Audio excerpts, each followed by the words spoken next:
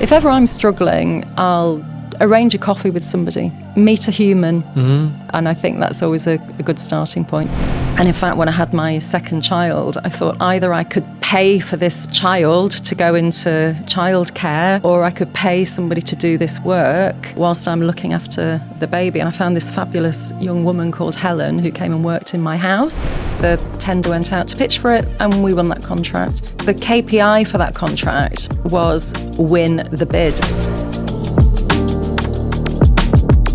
Thank you for coming on, and I'm really excited to explore with you your journey in Bradford and your business and what you've been doing. But you didn't start out in Bradford. I didn't start out in Bradford, no. I grew up in Morecambe in Lancashire, which is actually known as Bradford-on-Sea or Bradford by the Sea. I didn't know that. Well, Morecambe is the only place I believe that the Telegraph and Argus had a second office in. Wow. And lots of people from Bradford, mill owners and, successful people from Bradford and others would have properties in Morecambe. They would holiday in Morecambe. And that continues today. Lots of people in Morecambe still have a connection with Bradford. Wow. So, I kind of grew up knowing that Morecambe was Bradford-on-the-Sea. It didn't have a big impact on my life, but it was certainly a place. When I was 18, before I went to university, there was a children's home that I volunteered at in a period of time when I was trying to work out what to do.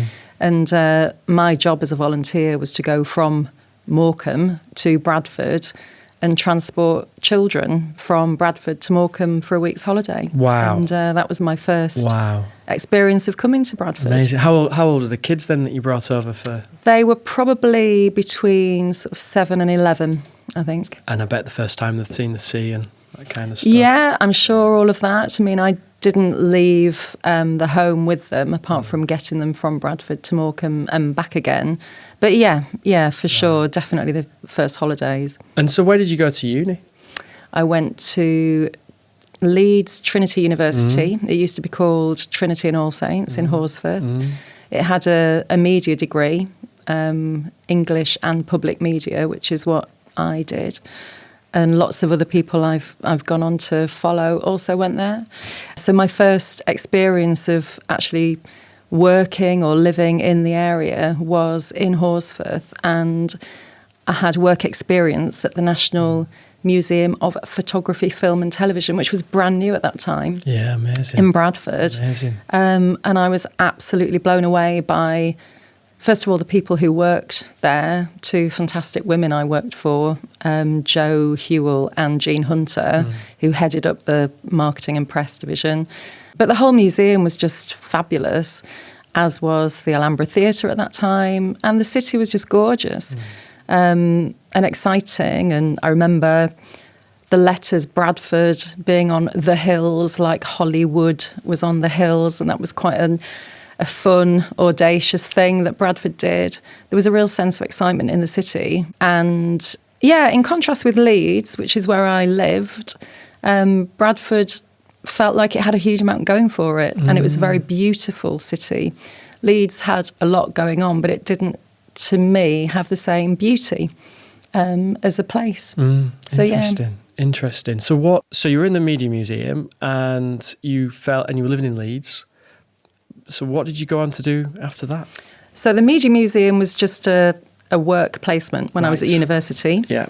So after university, I had a career for 10 years in Leeds and Huddersfield. So for the first 7 years, I worked in the marketing team of Opera North. Oh, wow. And then I worked for a 3-year cultural festival, called Photo 98. And what happened in the lead up to the millennium in 2000 is the Arts Council presented these competitions, a bit like the UK City of Culture competition now. It presented these competitions, and cities and regions could bid to win, to host a year of culture. And Yorkshire bid, and it won the year of photography and the electronic image, as it was called, in 1998. So I left Opera North and went to work there for 3 years. And very much that job was about putting the area on the map, the Yorkshire region, not just a town or city at that time, for something. And that something was photography. because Yorkshire really stood out with the Impressions Gallery. At that time was in York. It relocated to Bradford a number of years ago now. The National Media Museum as it is now. So Yorkshire had some really big players in photography and digital image and film. So at the end of that 3 years, I needed to find a job, and I decided to just freelance for myself. I had a 4-year-old at that time, very quickly had another baby, and thought, I don't know how people work with babies. I can't see it working. I don't know how this happens. Yeah, it's tough, I couldn't see people around me. I couldn't see women around me with children working, certainly not at a senior level. So I started freelancing. And in fact, when I had my second child, I thought either I could pay for this child to go into childcare, into nursery, or I could pay somebody to do this work whilst I'm looking after the baby. And I found this fabulous young woman called Helen who came and worked in my house. She called herself a cellar dweller because she was literally in the cellar. And from then I thought, actually, I'm a team player. I liked working in a team. Don't like working by myself. Being a consultant and writing reports for someone else to deliver. I'm very much like to be in the thick of it. And so we got an office, and 25 years later, we've got a business still going. And so your business is based in Ilkley? We're based in Ilkley, which is where I live. And actually, Ilkley was a choice, because really simple choice. I used to drive through Ilkley on the way to Morecambe. So it made that journey half an hour less. On the train line to Bradford and Leeds, and it was as simple as that, really. Yeah, perfect. So set up the business in Ilkley, where we remain, and that was a really important part of us pitching for Bradford's UK City of Culture contract. It's really important to us that we work nationally. We work on lots of national projects, but it's really easy, especially in PR and the media, to, if you're outside of London, to be seen not as a national agency. And it was really important to us that we were seen or presented ourselves as a capable national agency. And, I'm sure Bradford needed to work with local teams, but at the same time, it was an opportunity to do something national in Bradford and not just a local project. So it was serendipitous for us, really, that we happened to be based in the Bradford district. And Bradford winning was just a fantastic opportunity to work on that. So how did you get involved in the bid process then? Where did you come in, and how did you help shape that? We were asked really early on, I think because I'd had experience with Bradford when it bid for the European Capital of Culture in the really early 2000s, which Bradford didn't even get shortlisted for. So I had a long history of working in Bradford on different projects, and also in Leeds on its Year of Culture in 2023. I'd been on the steering group for that, and we ended up working for Leeds 2023, having pitched for that contract and delivered well on it. So we were asked to just advise at the start before Bradford even threw its hat into the ring, and just to help Bradford to tell the world that it was going to bid for this thing and that it could be really beneficial. So we did some really short-term work a number of years ago. And then when the contract went out to tender, once Bradford had decided to go for it, started to make some appointments, we pitched like everybody else would do. During the pandemic, the tender went out to pitch for it, and we won that contract. So the KPI for that contract, brilliantly set up by Richard Shaw, who was the director, was win the bid. So, as a PR agency, often you'll be tasked with, generating editorial or, a whole load of KPIs, but actually the one KPI was win the bid, which focused everybody's mind. And actually the bidding process was interesting for us because we did some research into how Bradford was perceived. We did loads of looking online at how Bradford was presented to the world, or how a person in, I don't know, Barcelona or Bristol or Beijing and what did would you go find? online. What did you find with that We found research? a huge amount of really negative content. If you went on YouTube, there were people who sort of presented themselves as broadcasters who would have a story that they would want to tell, often fueled by racism, and they would come to Bradford, and Bradford would be their backdrop for the story that they would want to tell about deprivation and division. They might not be from Bradford, but there was loads of this stuff, especially on YouTube. And there was a particularly unpleasant bit of content that had more views than a bit of footage of Kate and William, the royal pair who came to Bradford for a visit. Wow. And that was really stark. I thought, actually, this stuff is everywhere. Yeah. And it's completely untrustworthy content. Exactly, It's self-generated, but people are reading it and sharing it. Yeah. And I thought, where's Bradford in this? Where are all those people who should be telling a different narrative about Bradford? And there was a problem even with the media. So we've worked obviously with the media a huge amount. And I remember a time when, not that long ago, I mean, I'm talking of a very few years ago, where editorial about Bradford being, or throwing its hat into the ring for the UK City of Culture would be led with some footage of the riots from 20 odd years ago. And that was the starting point for the journalists, for the producers and the editors in those rooms, deciding how they wanted to cover Bradford's attempt to be a UK City of Culture. That was the starting point. And we saw it time and time again. And in some ways it was really easy because if you went online, that's what you would find. And I didn't see many people trying to tell a different story about Bradford or shouting about its successes.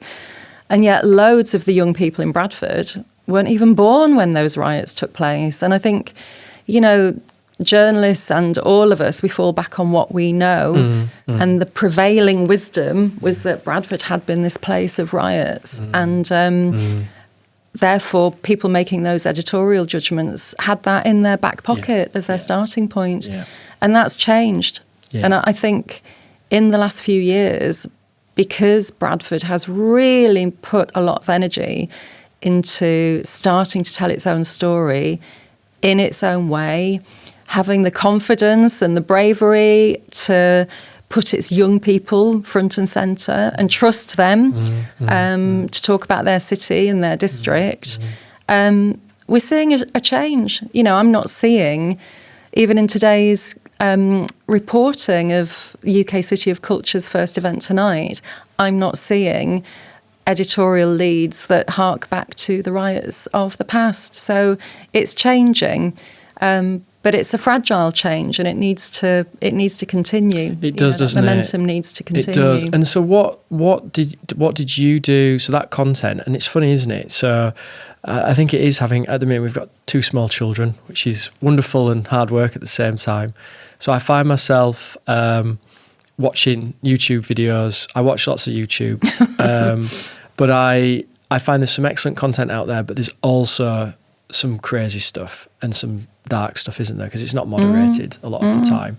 And some of the videos I've seen on Bradford, I think you're absolutely right. I've seen those, but it's interesting. There's people popping up now doing history videos of Bradford. This was a train station that used to exist in Bradford. I was like, man, I wish we had that train station now. It's mega. And it's car parks and it's new buildings, isn't it? I can't remember the name of it now, but it was connected to the Midland Hotel. Oh, wow. Don't know it. Well, I'll send you the YouTube video. Sounds great. Yeah, I'd love to see that. Your weekend viewing. So, because, obviously, as a comms professional, how did you change the narrative or encourage that narrative to change? And did you go to your senior stakeholders that you were doing the project for and say, look, this is the stuff I'm finding. This is the stuff that other people are sharing. What are we going to do about it? Is that how you address? Exactly that. So our pitch to the team that were running UK City of Culture, and at that time that comprised someone from the council and the exec team, tiny team as it was to change the narrative, to show that Bradford is needed, not needy, compassionate, not cap in hand, undersold, not the underdog. You know, we talked like that, and we showed how to do that. And we were pushing at an open door. It's what they wanted, you know. And I think that's the thing, isn't it? It's about who is in a place at a time that can make a difference. And at the end of the day, it's all about people and having a meeting of minds and understanding where to take those thoughts. And I think the people who have been behind the UK City of Culture were really clear and understood in a really clear way how important the media narrative would be to helping Bradford not only to win the UK City of Culture, but also to achieve its ambitions to completely transform perceptions of the place. So in a really simple way, you know, one of the things we did to start with was to go out into the district and create beautiful new images of Bradford that would challenge what's been seen before. So very practical things like create words, create film, create images, and start using them in such a way that was quite compelling, that other people would want to share that and to start saying the same. Yeah. You know, confidence and belief are two really powerful features, aren't they? And I think if some people, especially people outside the area, say they have confidence in a place, that sparks your attention. What really matters is the authenticity of that, so that local people on the ground feel, that is our Bradford. Yeah. You know, that's right. And we're really proud to be part of that. And what are your hopes for this year then, as we just stay on the theme for city culture a bit longer? What are your hopes for this year? What if we go to KPIs?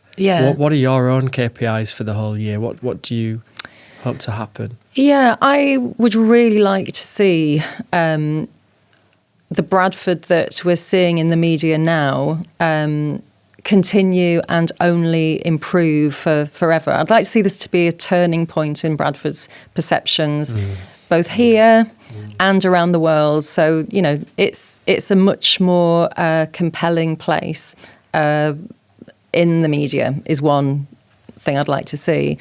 But I think more than that, you know, people who live and grow up here want what everybody else wants, which is just to be able to stay in their place, have a great job, live a nice life. And there have been fewer opportunities in Bradford in recent years than some of the other northern cities in particular have experienced, where they really have seen, you know, for example, Channel 4, when it came to Yorkshire, went to Leeds, which is great. I know that Bradford was a really important part of that decision for Channel 4 to move to Yorkshire. And I think that to have more of those opportunities for companies to come into the region and to locate in Bradford and to create those futures that we all get excited about, would be good. I think things like the train station, you know, resolving those issues, although in some ways they're nothing to do with the UK City of Culture, but actually you see people who have power and influence in the city now having conversations because UK City of Culture is putting the city in the spotlight. So they have conversations about investment in transport and infrastructure. Oh, yeah, absolutely. And all of those things I'd like to see accelerated so that Bradford really is able to achieve its full potential, which is phenomenal. Yeah, I mean, we've seen all sorts of things starting to emerge now, and we sort of, you know, I think in the past we were talking about this with Kirsten in another episode. What is Bradford known for in terms of its sector expertise? And I think it was Kirsten that came out with the pop fact that was it 70%? Was it 70% of car parts they come from Keighley? Or there's components, isn't there?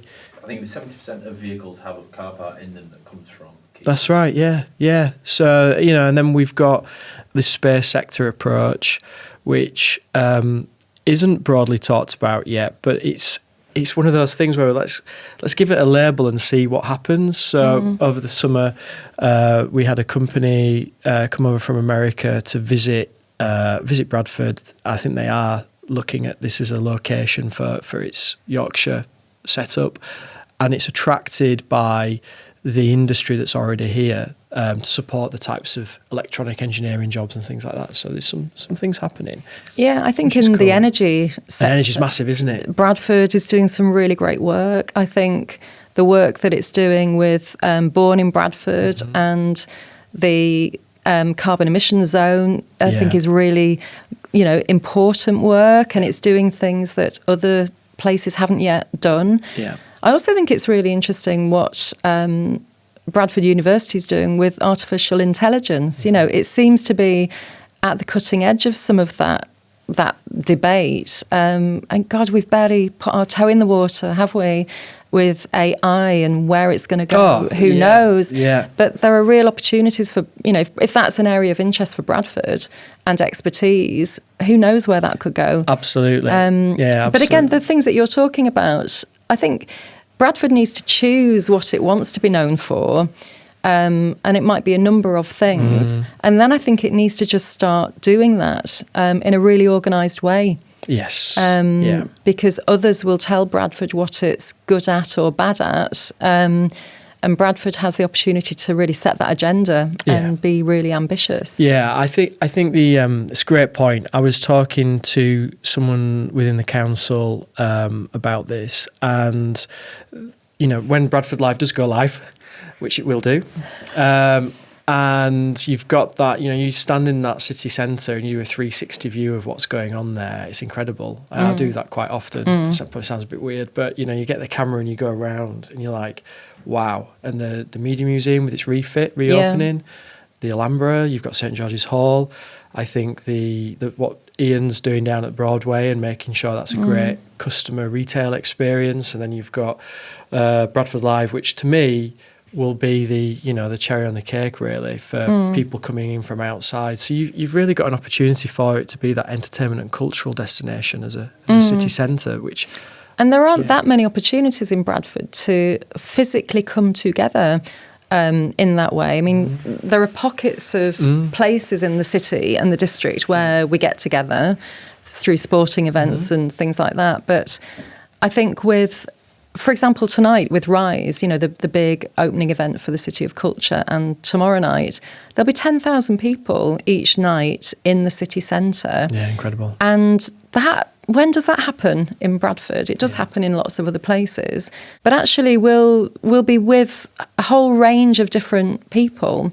And whether that's just watching something or whether that's organising these events and working on them, loads of new relationships are being formed in the city. And this is what we see happen with projects like this, don't we? Those relationships then hopefully will go on to develop other projects and other connections that we just don't know. I've been dying to ask you about what's going on in the city centre, because I know, how much are you allowed to talk about City Village? Well, City Village is a project we're working on, and just before Christmas, City Village, Bradford City Village, which will be about 1,000 homes. And for context, it is about, I'll let you do the grand opening of it, but the context of City Village is... So Bradford City Village is going to sort of shift the city centre to some extent, but it's going to create new homes in the city centre, which hasn't been done for quite some time. It will also have green space for people to enjoy. The market is moving. It's about regenerating the city centre and making the city a place where families and young people can live and enjoy living and working in the city. So from my perspective, just on that, I think that's the type of grand vision thinking that we need, isn't it? I think one of the things that that it sounds really small, but it is significant, was One City Park. So in City Park, this beautiful, beautiful public realm in Bradford city centre, which, you know, so many other cities would die for because it's just gorgeous. And again, it's kind of a theatrical space, isn't it? Yeah. But you can go to any other city in the north of England and see, 10, 15 cranes on the skyline. And when One City Park was being developed, there was one crane on Bradford's skyline. And it was the first commercial development in the city centre for something like 15 years. Yes, yeah, I've heard that. Yeah. And when you think about how much development's gone on in the north of England in the last 20 years, that's quite a stark fact, isn't it? And of course, there are plenty of detractors, or there have been plenty of detractors. You just need to look at the comment section on the TNA whenever anything new happens in the city. But actually, Muse, the development company, and the council, you know, had real confidence that this would be an important development that would trigger further development in the city, and I think that's the case. And you've now got PricewaterhouseCoopers as a tenant in that building. You know, all of a sudden you've got 200 and odd people going out for lunch, coming into work, creating that small economy. Yeah. But the crane on the skyline was an important symbol. In fact, every year there is a report called the Cranes Report, isn't there, that the development sector looks at to literally count how many developments are going on in the city, because it's often seen as a measure of growth, whether that's economic growth or social growth. It's an important symbol. And I think with the, you know, Brit School North, that's a big deal. That's a very big deal. Yeah. I remember, so when we set up our first business in Leeds City Centre, it was just on the tail end of the financial recession. So I can't remember exactly what that year was. It 2011, the tail end of that? 2008 was the financial recession, but 2011 it was still pretty bleak. And I used to come out of what was the former Elders department store, but Broadgate up on the Hedgerow, and it was just dead. There's nothing there. You'd blow out onto the street, and I just remember distinctly how quiet it was. They opened up the arena behind, was it 2013 or 14? I can't remember the exact year, but it just transformed. Then all of a sudden you come out in the evening, it was busy. Yeah, that whole area, those bars and cafes. Yeah, they start to follow different. Because they're like, let's capture that sort of that's footfall. So I am a big believer that we need just hold on a bit more for that to open, because you've got 4,000 people coming to watch an act in an evening, they're going to want. Well, that's it. And it's about having the sort of patience, isn't it, and the long view, because you know, the last thing we want is people to come to the reopened National Media Museum or the Alhambra or Bradford Live when it's here to come in, park the car, have a nice experience, and then go to Leeds or Harrogate for dinner. The rest of it. Yeah, exactly. Yeah. And Bradford can make such a fantastic offer as a night out, as a day out. Yeah. And it has done. You know, I have experienced Bradford in its heyday doing that. Bradford Festival used to be fantastic.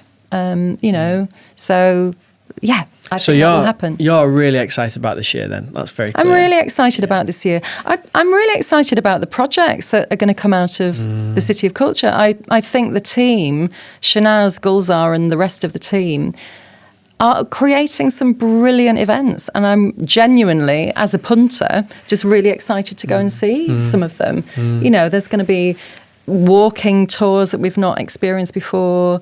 You know, can you imagine going to see the railway children on a steam train from Keighley? You know, it's going to be fantastic. Yeah, it's going to be amazing, isn't it? Yeah.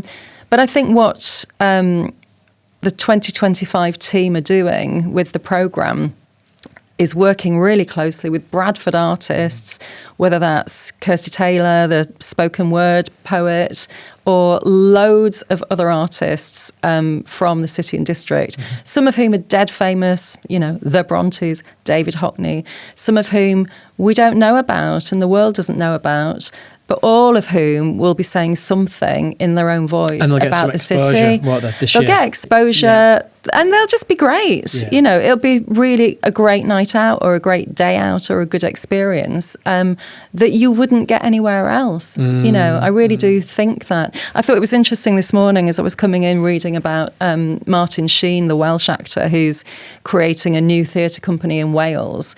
And his entire thinking is to create stories from Welsh culture to give voice to Welsh writers, playwrights, authors, actors. And that's exactly what Bradford's doing. Yeah, You know, it's going to be telling stories that we just don't know. I watched, I can't remember the name of the programme now, but I watched something about 60s London and how that was a magnet for people across the country. Because 60s London is not 2025 London. No. It was really affordable. Yeah. So much housing stock and studio space. You could live there. You could just get on a train from Grimsby, find yourself in London. And they were interviewing what are now famous actors and music. And I think it was around the people that did lots of the cover art for, I can't remember the name of them now, but there's lots of the cover art for the big artists and how the artists were attracted to them. And they just had a little thing up above a shop. Yeah.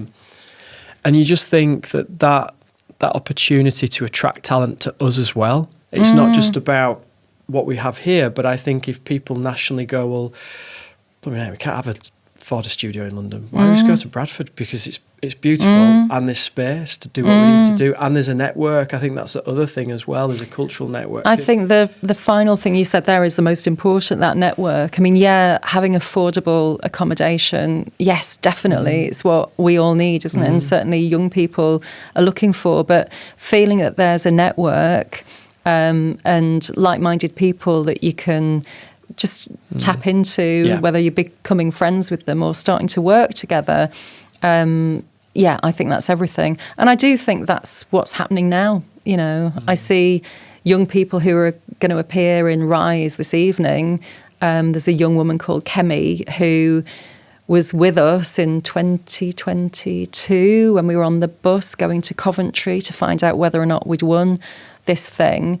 Kemi, a young woman, again, spoken word artist. She's performing now this weekend. It is amazing. Yeah. And that's the confidence, I think, that Shanaz and her team have had in their young people and their local artists. I think, they haven't parachuted in loads of artists from all over the world. There are some international players going to be here in Bradford.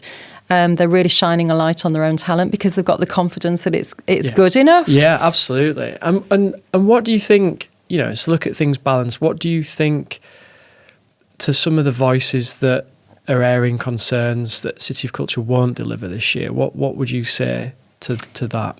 I think get involved is the first thing I would say. I think it's also way too early to judge. It's January 2025. I think January 2026 might still be too early to judge. UK City of Culture can't solve all of Bradford's problems. It's a UK City of Culture. It can't do everything.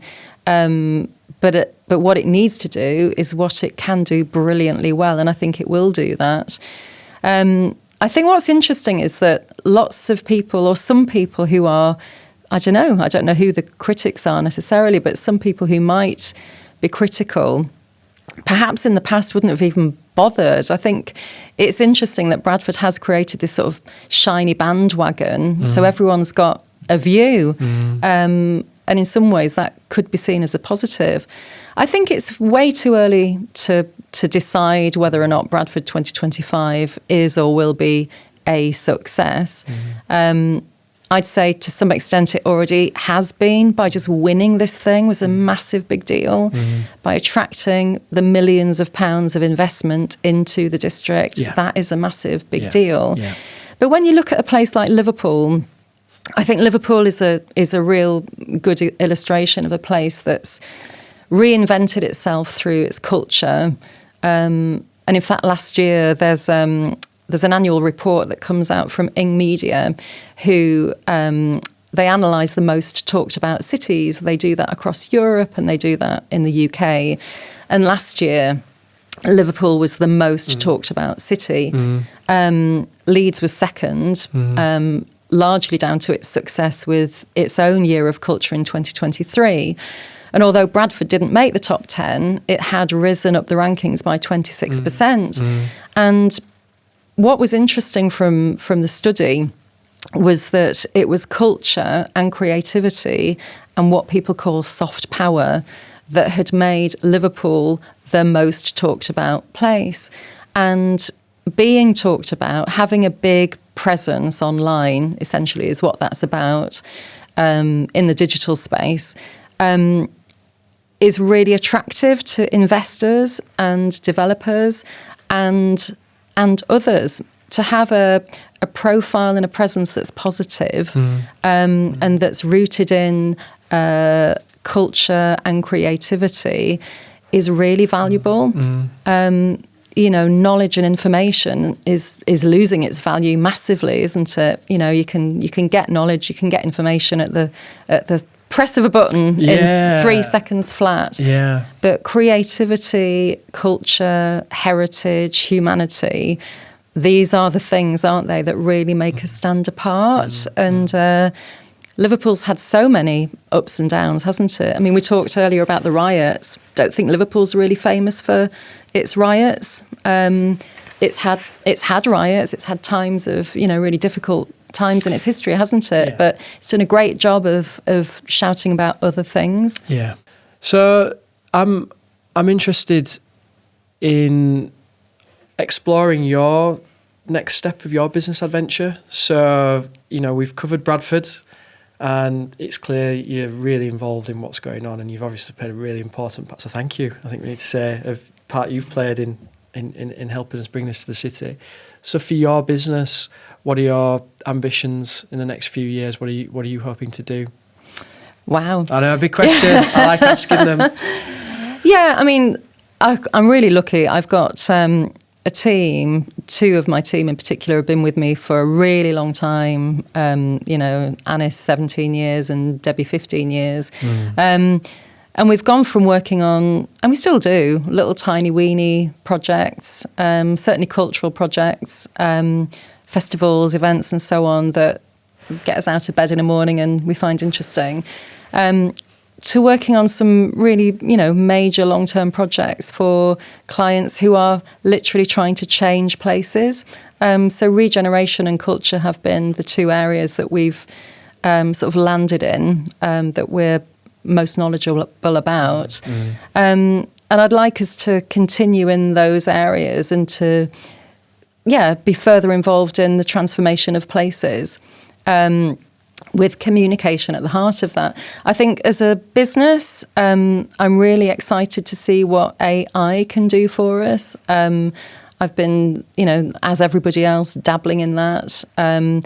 I think to see what's happening in social media, we hear this week, don't we, about Meta no longer having its fact checkers. And with AI also, just chomping at the bit. And what is the fastest technology to reach 1 million users in the history of the world? It took Netflix, 3 years or something to reach 1 million users, and ChatGPT 6 days, something like that.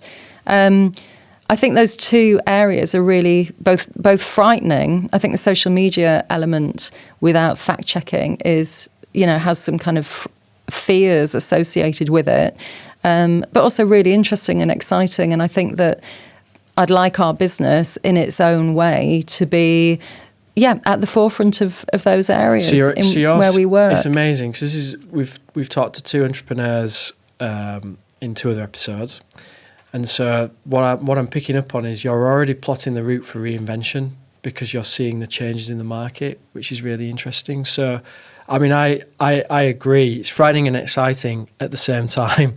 I think it's frightening because I studied history at university.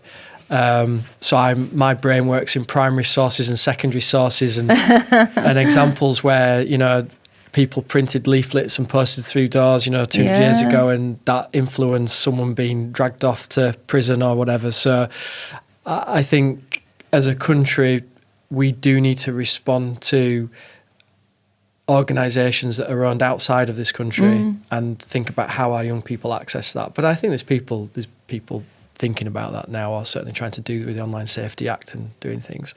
But the exciting bit, the advancement of different scientific pieces, and that's really exciting. What do you think from a comms perspective? How do you manage this sort of? It's so fast paced now, isn't it? On social media. Yeah, the pace is fast. How do you manage that as an organisation, and how do you? So you take on a big project, and how do you manage that kind of real fast pace element with social media? Yeah, I mean, God, it depends with the client on what they're trying to do. I mean, it's interesting, isn't it? Because 5-7 years ago, there would be clients who would say, we don't want to go in social media because we want to control our narrative. And I do remember having a presentation with one client where that was absolutely their position, didn't want to be in social media because that wasn't for them. They wanted to say what they wanted to say in their own terms. So I did a digital search, and showed them how other people were talking about them in social media, and they could not believe that was happening. So we quickly helped them to embrace social media. But keeping up with the change is a real challenge, and it's we're only 6 people, we're a small team. So in terms of training ourselves, and also having the confidence to say no to certain bandwagons that come along and think, well, that's not for us, or we'll just ride that one out and see what where that goes. So I think social media. Yeah, that is a concern, I think, because I worry for the mainstream media where I do still have trust. I worry for the BBCs and the Yorkshire Posts and, the teeny tiny West Leeds Dispatch. And, Bradford's lucky it's got BCB, Bradford Community Broadcasting, but, it's run by volunteers. These are places that I trust, and I think trust is increasingly important. And I don't know where that will go with social media, the sort of open, wide West that it still is. I do think increasingly we're seeing people, aren't we, subscribing to trusted sources of news that they would trust. Yeah. And I do the same because, we see so much that we just don't believe. Yeah. Even if you do a Google search now, you've got your AI-generated search content at the top of that Google search. I don't trust that. Where are they scraping that content from? Absolutely. And so let's see how that plays out. I have faith that humanity will work it out. And creativity. Yeah. Well, and we need that. I think authenticity, I think context, AI and social media, you don't have the context. That you have with a trusted media source or with actual people who know what they're talking about. And I think you see the response, don't you? Where if you cut through, there's a podcast recently that's it's really well renowned. It's the Diary of the CEO, and he's apparently been talking about cancer treatments where you don't need medical intervention. And you just sort of think. Yeah. But, he's obviously deciding to use his platform to explore different topics, but he's had that backlash from the science community and the fact, I guess the fact checking in the medical community of going, actually, you can't cure cancer through drinking kiwi juice or whatever it was. Yeah. So but we need those fact checkers, don't we? And we need the opportunity for those voices to be amplified. And I think, you just have to look, don't you, at the X platform, and actually quite a few of our clients, most of our clients don't want to be on the X platform. We don't want them to be on it either. Yeah, a lot of people are losing interest in it because of what it's doing. Of what it's doing, and also what it's pushing your way, and whether or not you follow the owner of X, you're going to read the owner of X's content, aren't you? So I think it is scary because of the pace of change and because we can't see where it's going. And I worry for the mainstream media. I really do, because I think the financial model for that is broken, isn't it? It is, and yeah. how that will resolve itself, I certainly don't know.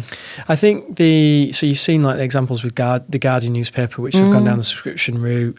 I had a friend, he, bless him, he must be late 70s now, but he built a magazine business in Huddersfield. I mean, this is in the days where I love his stories, but he was a supermarket manager for a family-run supermarket chain that had 5 stores, right? Love that. I love it, Yeah. 70s. And something called Asda came along. Oh, wow. And made them an offer they couldn't refuse. Yeah. So they sold out, and Roy was left without work. He didn't want to work for this big chain. He worked with the family. And he was about, from what he was telling me, he was about 40 years old at that point.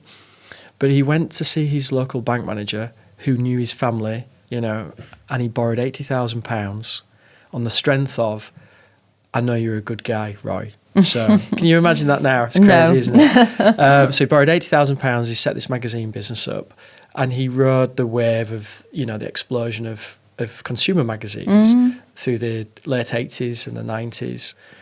And I met him at the end of that journey, which was the rise of the internet. And I remember Facebook coming out when I was at final year of university, and how people were starting to move into, I buy things off the internet.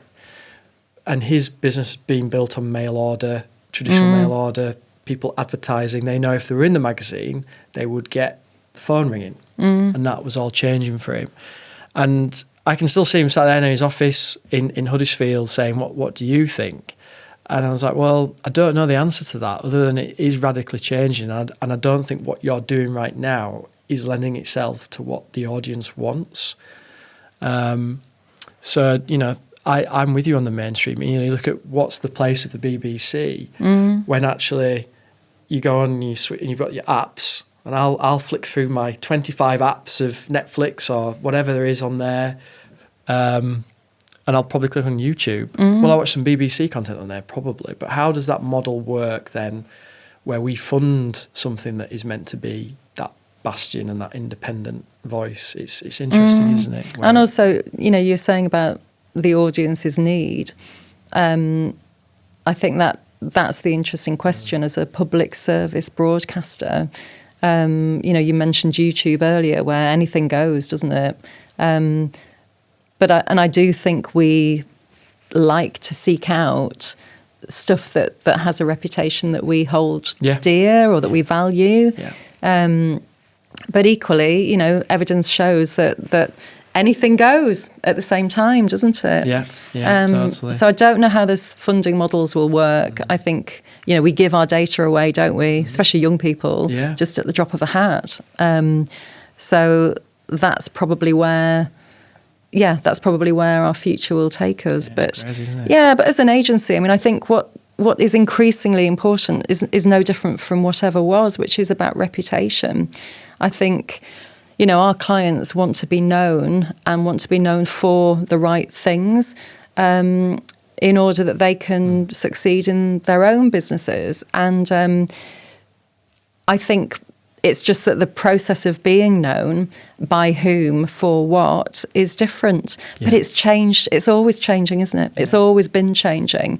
I think the current change is huge because of the pace of change and the fact that everybody's a content creator now. Everybody. We're all we're all creating stuff. We're doing it. This is what we're doing. We're creating content. And exactly. It's with purpose, isn't it? And it's thinking about the why and all the classic stuff, which I don't think ever changes, But so my sort of final question for you, just for people listening, you're obviously a very inspiring person. You've built this business and you're doing amazing work, and you're winning big projects, which is fantastic. What advice would you give to people listening to this that were thinking, actually, that's really inspiring and I want to do what Anita's done? Well, I would say just start. I would say, have a coffee with someone that you know who you think might just be able to help you get going. I honestly think just start talking to people. as soon as I realised my last job was coming to an end, I thought, oh my God, who's going to give me any work? And you're a young family, which is yeah, exactly. amazing. Who is going to give me some work? And as soon as I started to tell people that, I might just start going freelance, you're in their head and they'll think, okay, there's a project coming along. I might ring that woman, Anita, who said she was going to be free quite soon. I think just start and just tell people what you're hoping to do. Accept offers of help. If people love helping others, especially younger people or someone who might be starting out on a journey that you yourself have taken. People like to help others. Absolutely. If ever I'm struggling, I'll arrange a coffee with somebody.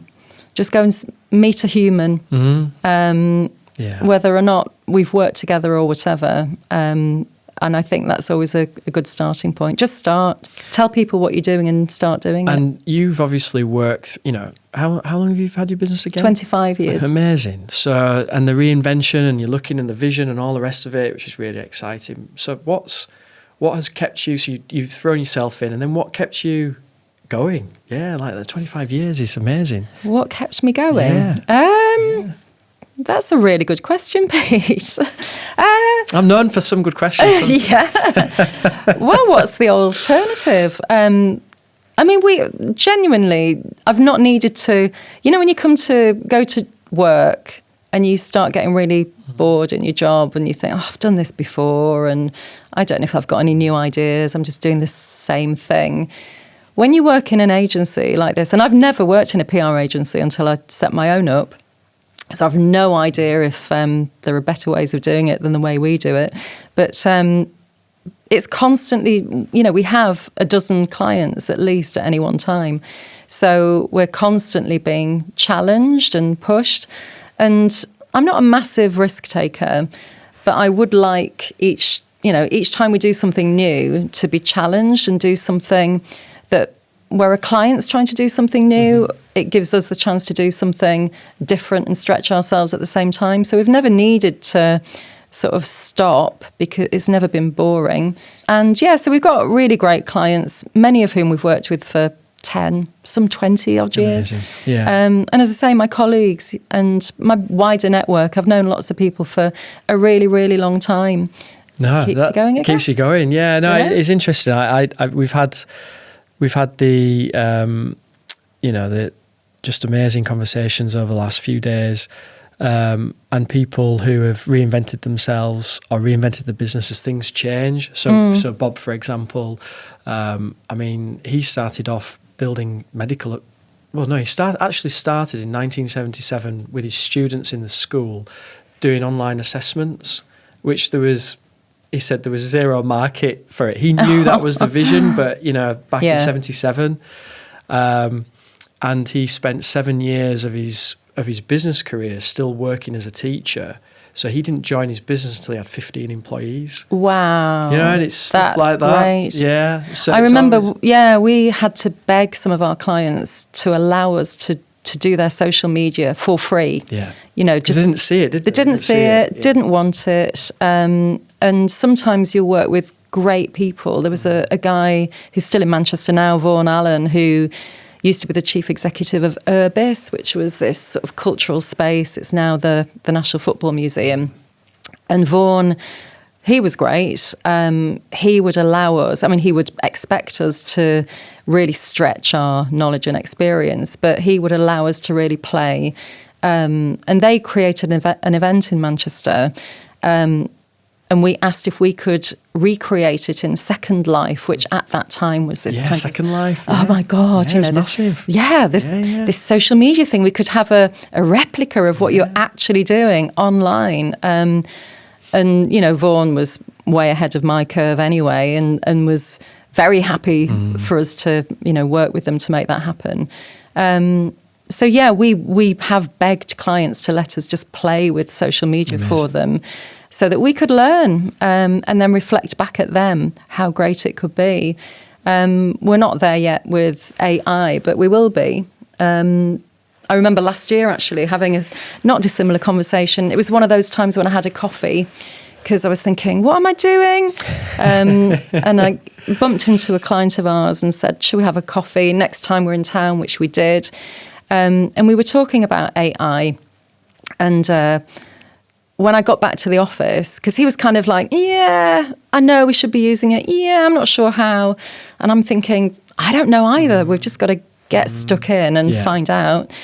And I went back to the office and it took me about, I don't know, half an hour to do a complete competitor analysis on his business and probably 10, 12 competitors to come up with some assumptions, to look at some observations and recommendations. PDF'd it, sent it over to him. So by the time he was back at his office, he'd got it. And, in the past, that would have taken a couple of weeks. Yeah. And me and an assistant or, a couple of others doing all of that work, scouring the internet, looking at sentiment analysis and so on. And it was done. And it blew his mind. Yeah. How did you do that so quick? How did you do that so quick? Yeah. I mean, the scary thing is you worry about the jobs, don't you? And that's been the fear. And I'm sure it will have an impact. But I actually think it's the most senior people in the business that are benefiting or will benefit from it because it's just a prediction tool, isn't it? Yeah, I think it's the mesh of AI and robotics which is going to have the biggest impact in, if you think, for example, with care and the struggle to get people to work in care, because it's a hard thing. My dad's in care and I feel, we tried to, as a family, we looked after him, and my mum especially looked after him as long as we could with dementia and Alzheimer's. Well, he's got Alzheimer's, which he was diagnosed with. But he's now in a place where you go visit, he's actually in Ilkley, and you go visit and you meet the people who are doing that. And it's hard work, and it's 12 hours a day, and you get no thanks whatsoever because you're looking after people that are not going to probably. My mum was in the same situation. Yeah, it's hard, isn't it? Really, really hard. But you think of, and I couldn't help but and whatever he's doing in X and putting this noise out, but the robot stuff that Tesla are doing and these humanoids, all I could see was something that could help do that.